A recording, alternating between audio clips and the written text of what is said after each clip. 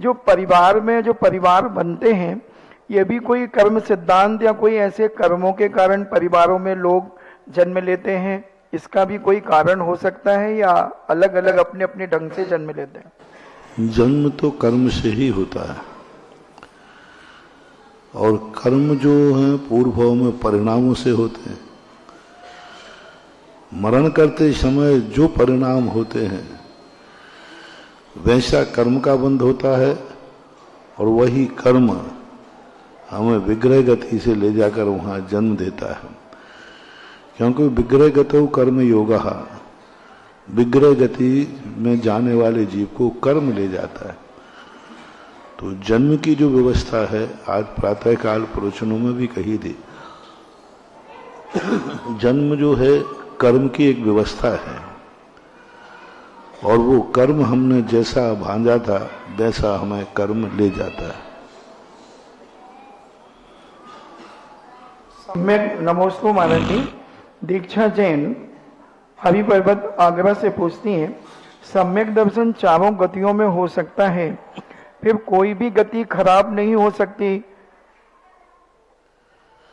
सम्यक दर्शन चारों गतियों में हो सकता है, लेकिन होवे कोई नियम थोड़ी ना है, दुर्लभतम दुर्लभ है।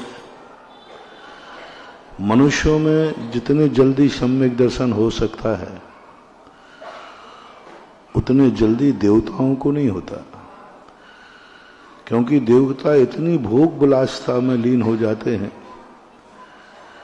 कि उनको सम्यक दर्शन की तरफ दृष्टि कम जाती है।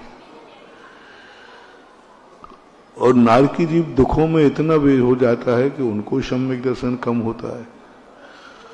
और त्रियंश जो है वह अज्ञान दशा में रहता है, इसलिए सम्यक दर्शन भली होता हो लेकिन सरलता से नहीं होता, दुर्लभतम दुर्लभ की अपेक्षा से मनुष्य गति श्रेष्ठ है। और सम्यक दर्शन अकेला हो भी जाएगा तो उससे क्या होने वाला है? सम्यक दर्शन का जो फल चारित्र है, सम्यक ज्ञान का फल जो चारित्र है, नानस्य फलम उपेक्षा, वह तो मनुष्य पर्याय में ही संभव है। श्रीमती सुंदरी जैन ट्रांस जमुना कॉलोनी आगरा से पूछती हैं, नमोस्तु महाराज जी, रत्नत्रय की अपेक्षा मनुष्य पर्याय अनिवार्य है। पुण्योदय से प्राप्त दुर्लभ मनुष्य पर्याय का सदुपयोग संसारी प्राणी क्यों नहीं कर पाता? किस कर्म के उदय